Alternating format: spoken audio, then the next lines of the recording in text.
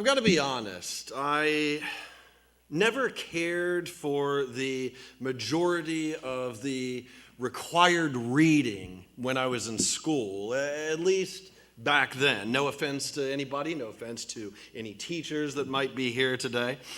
It's not that I didn't like to read. Quite the contrary. I actually read at a very advanced level. I was light years ahead of most of my classmates. It's just that I was into my own thing. And as I've said before here, often times I always liked things like fantasy and science fiction. That was my deal. I was reading people like Ray Bradbury and J.R.R. Tolkien, things like that. And so as a result, I just couldn't get into most of the stuff that we were assigned. It was just kind of boring to me at the time. So this is bad, but I would cut corners with the school texts. I'd read just enough of the books to be able to answer questions about them, to be able to write essays and papers on them. And they were full of what you would call fluff. But it was enough. It was enough to actually get me really good grades in my English classes because I was always good at making arguments, even if I hadn't properly read the actual books. But kids, don't try this at home. But in the ninth grade, there was one major exception for me, and that was when we read T.H. White's book, The Once and Future King. Now, I loved that book. To this day, it's still one of my favorite novels of all time.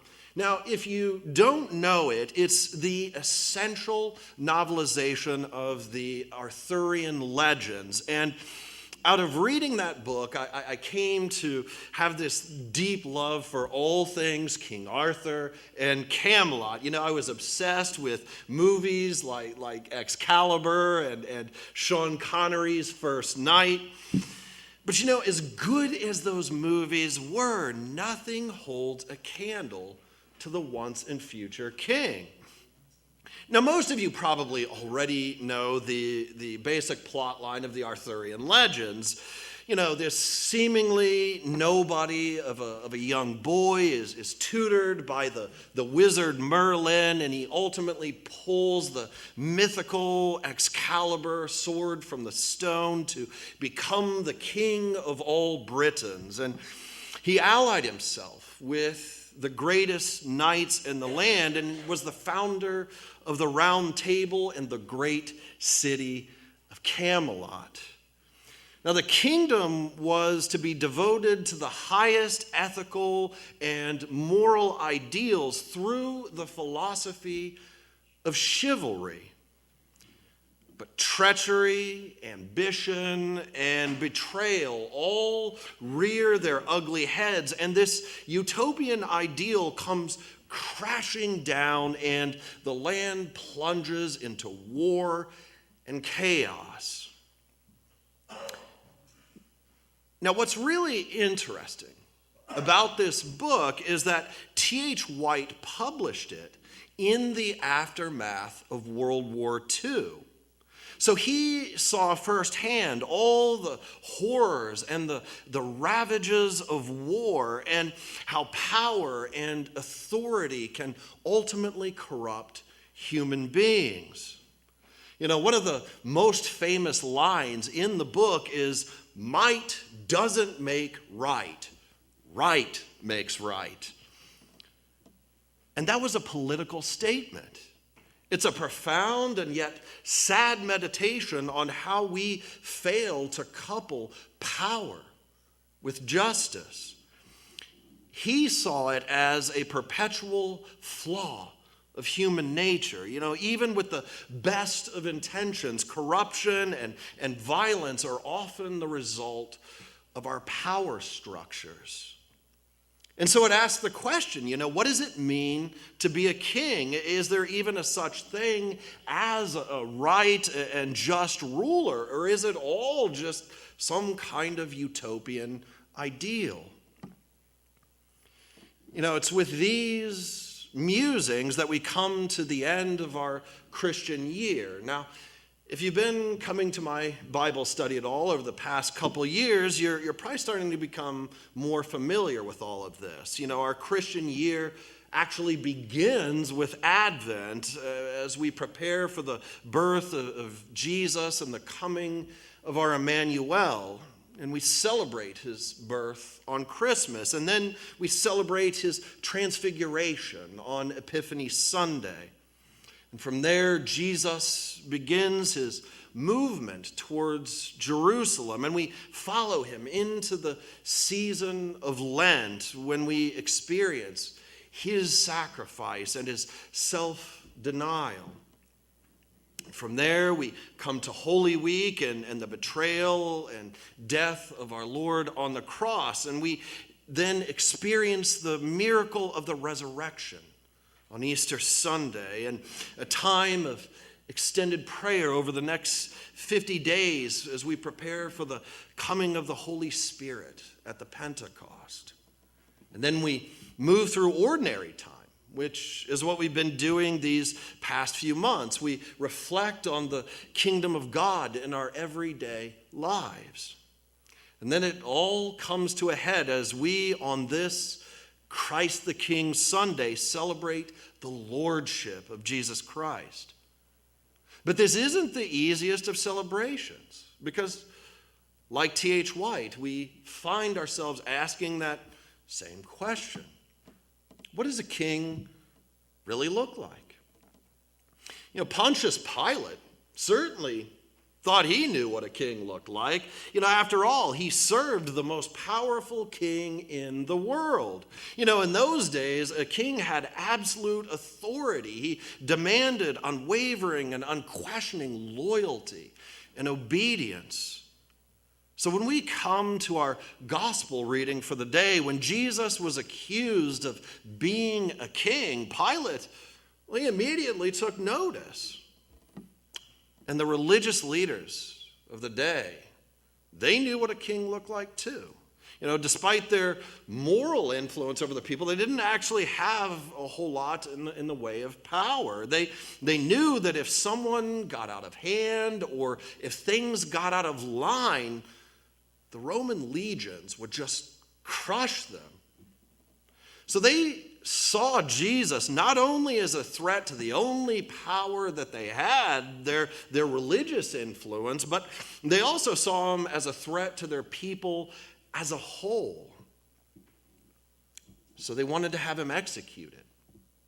And the only way to do that was to say that he was disloyal to the only true king, Caesar. So they told Pilate Jesus wanted to be king. And it was that one accusation that brought Pontius Pilate into the situation. He didn't care about their religious laws. He didn't care about their notions of God. This shabby man who was clothed in rags was brought before him, and all he cared about was finding out if he was a threat to his king. And so as this encounter begins, we're forced to ask the question, who is the real king here? Because we begin to realize that in this one conversation, two worlds, two entirely different worlds are colliding here. This is supposed to be a trial, after all. It's supposed to be a scene in which this poor and utterly powerless rabbi from a backwater town is left trembling before the man who represents all the power and all the might of Caesar. And yet, from the moment of their first exchange, the tables appear to be turned, don't they? Pilate, he starts to look like me after I've downed a Monster energy drink too quickly. He's fidgeting. He's all over the place. He can't sit still. He's pacing back and forth like a caged animal. And he goes from room to room at least 7 times.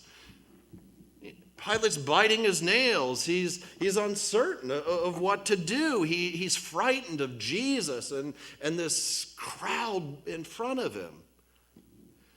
And I think I have a little bit of personal insight into why he was so messed up, too. Have any of you ever worked for a really horrible boss? If you have, you know exactly what it's like. Every time that boss comes into your work, you're suddenly walking on eggshells. You've got to watch your words. You've got to watch what you do. One mistake and you're going to end up on the chopping block. So I think Pilate knew that he was sitting on a potential powder keg here, and he knew if he screwed up or got things wrong here that he was going to be done for. So he looks at Jesus, who's standing there. He's whipped and bloodied, and he's surrounded by heavily armed soldiers, and he asks, "Are you the King of the Jews?" And Jesus, who is just bizarrely calm and serene, which must have been so off-putting to Pilate, he comes back and he says, "Do you say this by yourself, or did others tell you about me?" Now that question, it would have been like a verbal dagger, because what he means is, are you your own man? Are you making your own decisions here, or are you just a puppet of this mob and a puppet of your king? And then Jesus makes one of the most pivotal statements in our entire Bible when he says, "My kingdom is not of this world." My brothers and sisters, this is indeed the collision of 2 worlds. There is a spiritual king and a material king. And these are 2 completely different approaches to life. One would do anything to receive power, honor, and glory, and he would do absolutely anything to hold on to all of it. And the other gave up his glory to be a servant. One valued only what he could touch and taste and feel, and the other taught that we're not to seek earthly riches for ourselves because they are fleeting things. One ruled by material manipulation, lies, and deceit, whereas the other offered the truth, a liberation and freedom from the madness of seeking earthly power. One was rich and dressed in the finest royal robes, and the other had no form or majesty that we should look at him, and no beauty that we should desire him, as it is written in the book of Isaiah. 2 worlds. In his book, The Once and Future King, T.H. White suggests that the primary tool that human beings use to gain and keep power in this world is through violence. That means the Arthurian legends, then, are a window. They're a window to the human experience.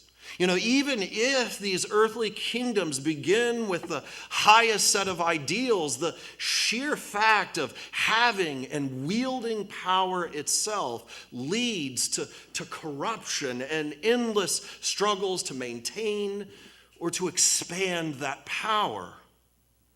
And thus our world's been dominated by the view that the only answer to violence is more violence. And the end result is death. Kingdoms just rising and falling. Throughout human history, the process has repeated itself over and over again. Camelot does become this impossible dream, and sadly, we all know the reality of this. We see it in everything from cruel dictators in other countries oppressing their people to corporations exploiting their workers so that they can maximize their profits.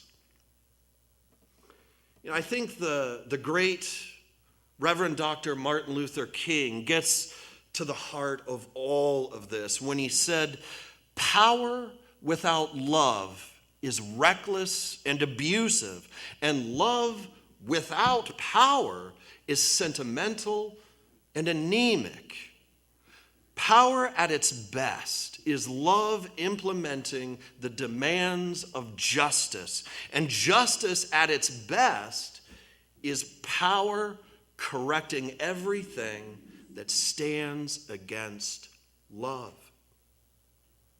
This was, in essence, the ideal of King Arthur, but he failed to live up to it, as most of us do.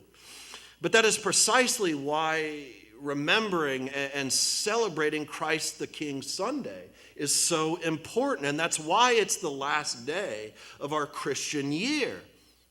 You see, Jesus did hold power, only his power was always on the side of justice. Justice for the poor, justice for the downtrodden, and justice for the outcasts. He was never, ever self-serving with his power. He only used it for the benefit of other people. And that's just not how we're used to seeing power at work in the world, is it? It reminds me of Jesus' temptation in the wilderness. Satan shows him all the kingdoms of the earth in their majesty and splendor, and he promises to lay them all at Jesus' feet. It's an offer that most of us would have trouble refusing. We seem hardwired to want to be at the top. But Jesus sees Camelot for what it really is. He sees past the humble beginnings. He sees past the high ideals. He sees past all the majestic castles and all the gold. He sees Camelot in ruins. He sees the lands ravaged by war and desolation. He sees mighty men and women who have fallen into the depths of despair because of their own selfish ambition and greed. Now, this is not the kingdom that he's come to rule. It's the kingdom he's come to overthrow and destroy. For this purpose I have come into the world. So two worlds collide in this moment, and Jesus turns our world inside out. Jesus' kingdom, it doesn't have its origins in the world, but in God. Jesus' kingdom doesn't derive its authority from the world, but from God. In his letter to the Philippians, Paul says this. He says, "Every knee shall bow, every tongue confess that Jesus Christ is Lord, to the glory of God the Father." But in the same breath, Paul also says that even though Jesus was in the form of God, he didn't regard his equality as something to be exploited. Instead, he emptied himself of his royalty and took on humanity. Jesus, who is God, Jesus, who is our King, becomes an ordinary, humble human being. He takes on our fallenness and our brokenness, and he redeems it with his sacrificial love for all people. And he calls out to us. He calls out to us to come away from the false promises of our earthly kingdoms and our desolate Camelots. This is the truth that pulls us up from the kingdoms of the ego self, of selfish ambition and rampant materialism, and it sets us free to serve another king and to follow a different path than the rest of the world. This is our constant call, my friends.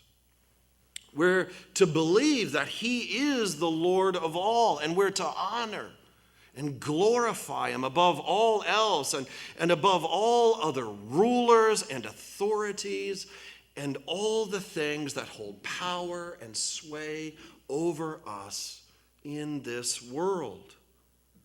We're not to follow the way of loving power. We're to follow the power of love. And so, on this Christ the King Sunday, we remember that he has made us a people of his kingship. This kingship is utterly unique. It's boundless and without borders. It's not limited to any one group of people. All are welcome in his kingdom, especially those that the worldly powers consider to be the least. And it's in this truth that we see how we are called to be the church in this world. As the ambassadors of the one true King, we have been given immense power in this world. Whatever we bind on earth is bound up in heaven, the Gospel of Matthew says. There's no greater power or responsibility than this. And our beloved church, when she's faltered, when she's fallen, it's because we have tried to turn it into Camelot.